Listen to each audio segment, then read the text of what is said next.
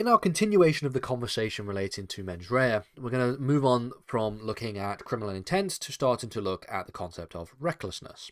So, we remember from the previous lesson that the major components of mens rea involve mainly, in fact, an intention in some regards, in some offences. So there is this criminal intent that is required, but in other cases there is this idea of recklessness that you can essentially perform and be able to satisfy the mens rea requirement for certain offences with the idea of recklessness. Now, simply put, we can define recklessness in a very specific way. It says that to be reckless is to simply take an unjustified risk, which, in conjunction with the actus reus, gives rise to criminal liability. So remember that in all of these instances and in all of these examples, there has to be an actus reus element. There also has to be a coincidence of actus reus and mens rea for the most part. So you have to actually perform the actus reus while also having the prerequisite mens rea.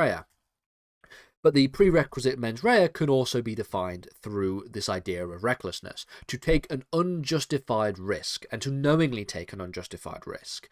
So essentially what we do is we look at recklessness and we say that recklessness can be defined by looking at the defendant and seeing if the defendant had foreseen a risk of harm being caused, and then, given that fact, still decided to act in that particular way.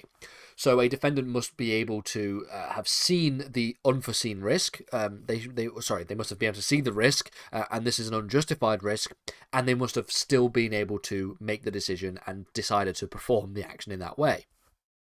So that's essentially what recklessness is. Let's think about how it is applied in certain pieces of case law, should I say.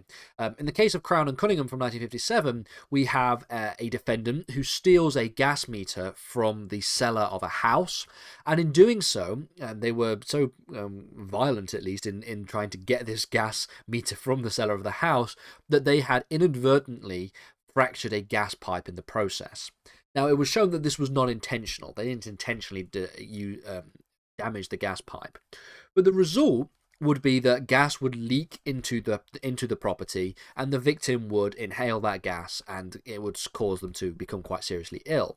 They were actually charged with a violation of the Offences Against the Person Act, specifically Section 23. Which is a relatively minor piece of the legislation, or at least provision of the legislation, because it relates specifically to the causing of an inhalation of toxic or noxious gas or material.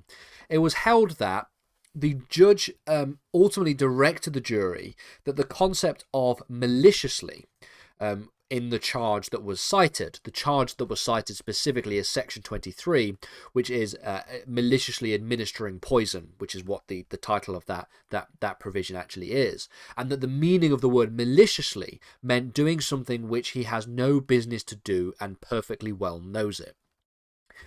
That is what the judge directs the jury to define maliciously as being. And as you can see here, that you have a sort of definition of recklessness, if you will. You see that they are doing something that they shouldn't be doing, but there is also that they are doing it with the knowledge and perfect knowledge that they are of their actions, which sort of fits into our definition of recklessness, because we know that recklessness is doing something where we can see the risks are unjustified, but we're still doing it anyway. It's sort of similar. So where there is reference to this idea of maliciousness in an offence, like in Section 23 of the Offences Against the Person Act, the jury should be directed to determine whether or not the defendant had foreseen the harm that was caused and then still acted anyway. So they knew about the harm that could have been caused. They knew that it was an unjustified risk, but they still went ahead and carried on with the act that they were doing. The case of Crown and Caldwell from 1982 gives us a distinction between an objective and a subjective account of recklessness. Now, the facts of this case are as follows. The defendant had gotten drunk and then goes and sets fire to a hotel, as you do when you're drunk. He then pled guilty for reckless arson under Section 1, Subsection 1 of the Criminal Damage Act of 1971, but he then challenged the second of the charges. He challenged the reckless endangerment charge because on the basis of the fact that he was so drunk, he did not think of others when he was committing the acts themselves.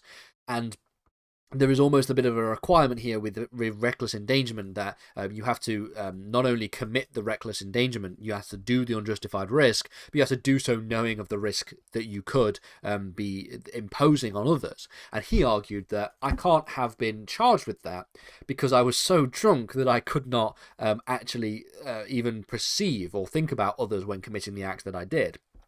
That is the idea behind this essential challenge.